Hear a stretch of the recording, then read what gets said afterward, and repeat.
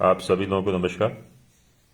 और आज का एक छोटा वीडियो किसी कारण से मुझे ऐसा अच्छा हुआ कि आप लोगों को इस बारे में चर्चा करना चाहिए।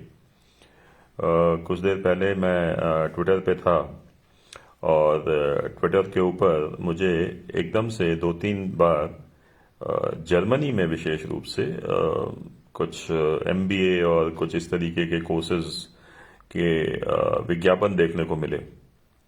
और देखकर मुझे ऐसा लगा कि अगर ये विज्ञापन मुझे देखने में आ रहे हैं तो निश्चित रूप से यही विज्ञापन और भी लोगों को देखने में आएंगे। और हो सकता है कि यूक्रेन में जिन माता पिता ने अपने बच्चों को भेजा था मेडिकल की पढ़ाई करने के लिए, तो उसी प्रकार से काफ़ी सारे लोग विदेशों में अपने बच्चों को भेजने का विचार करके और ये जो जर्मनी या फ्रांस या इस तरीके के जो यूरोपियन देश हैं, यहाँ पे अपने बच्चों को ये उच्च शिक्षा के लिए भेजें।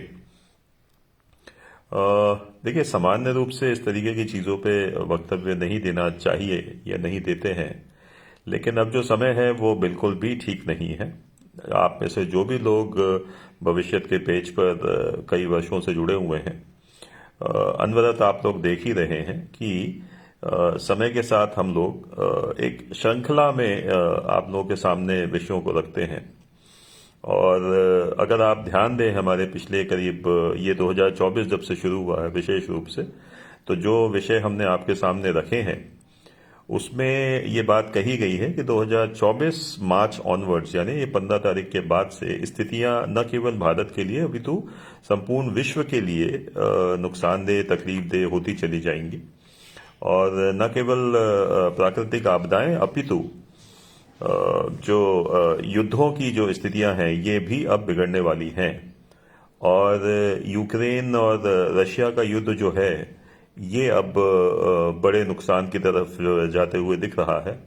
और इजराइल और हमास का युद्ध हमने पहले भी लिखा है कि अल्टीमेटली ये ईरान तक ये युद्ध जाएगा, उसकी परिस्थितियां बन रही हैं। अभी कल ही किसी ने हमें आप में से ही किसी ने हमें व्हाट्सएप पे सूचना भेजी थी कि ताइवान में भी अमेरिका के सैनिकों की नियुक्ति कर दी गई है।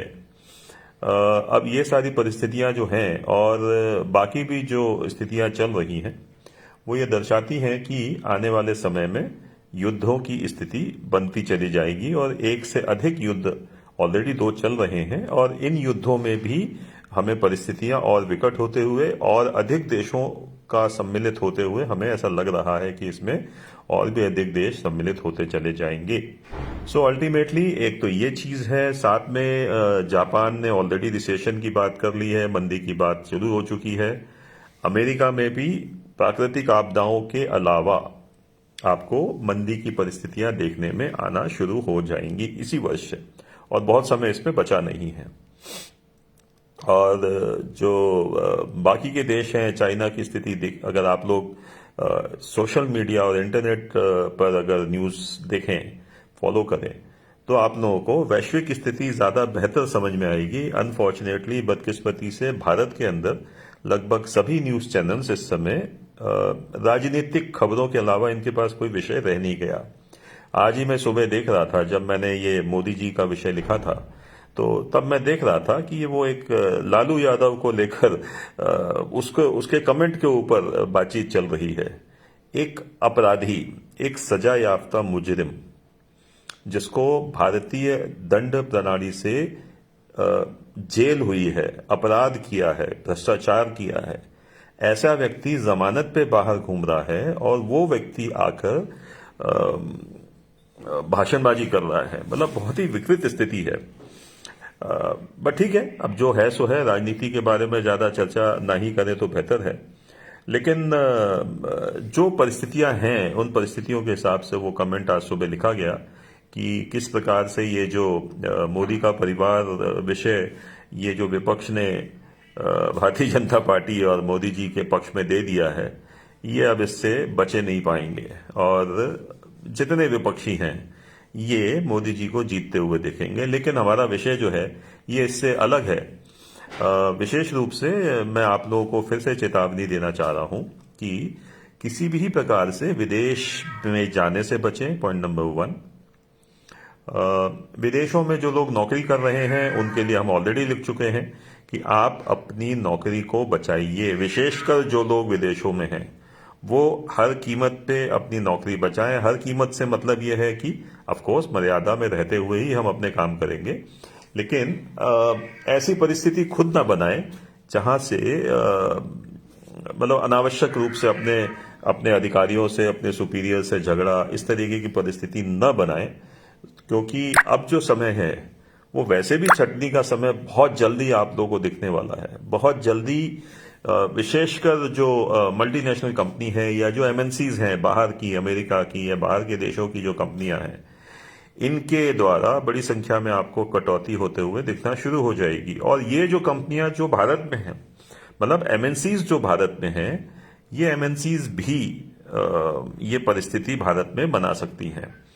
सो भारत की जो कंपनियां बाहर काम कर रही हैं और भारतीय कंपनियां जो हैं, इसमें ये परिस्थिति थोड़ी कम बनेगी।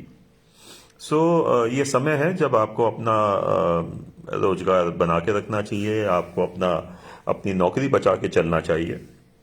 और इस तरीके के जो विज्ञापन आते हैं कि किसी विदेश में जाकर आप पढ़ाई कर लीजिए और बाहर आप अपने बच्चों को भेज दीजिए, ये समय बिल्कुल भी इसके लिए उचित नहीं है। और भारत में रहिए। जो लोग थोड़ा बहुत भी जो इकोनॉमिक्स को समझते हैं वो ये जानते हैं इस समय कि भारत जो है वो दुनिया में सबसे तेजी से उन्नति और तरक्की करता हुआ देश है। और जीडीपी के आंकड़े वगैरह वगैरह, ये जो बड़े बड़े शब्द होते हैं, ये सारे शब्द भारत के पक्ष में देखने में आ रहे हैं। सारी रिपोर्ट्स भारत के पक्ष में देखने में आ रही हैं। सो भारत में रहें। और जो लोग भी भारत के बाहर हैं, अगर आप लोगों की नौकरी किसी भी वजह से चली गई है, जितना जल्दी हो सके भारत की तरफ वापसी का विचार कर लें, अपनी नौकरी सुनिश्चित कर लें। और यहाँ भी जिन लोगों के पास में भी नौकरी है या जिनकी नौकरी चली गई है, वो बहुत ज़्यादा अपने आप को आसमान में ना रखें। जो भी नौकरी अगर आपको मिल रही है उसको ले लीजिए, क्योंकि आने वाला समय शायद हर क्षेत्र में, विशेषकर ऐसा कोई भी क्षेत्र जहां से आपको आमदनी होने की संभावना है, ऐसे जगहों पर ये परिस्थितियां विकट हो सकती हैं। तो इस शॉर्ट वीडियो में बस इतना ही, ज़्यादा लंबी बात इसमें नहीं करेंगे।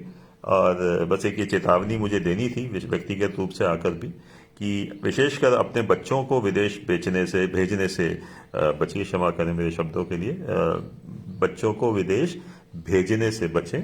और ध्यान रखें कि मतलब बाकी यह है कि ऐसा नहीं है, ऐसा बिल्कुल मत मान के चले कि जो लोग वहां हैं वहां सब कुछ बर्बाद हो जाएगा। रातों रात ऐसा कुछ नहीं होने वाला, लेकिन स्थितियां जो हैं वो दिन पे दिन अब विकट होती चली जाएंगी।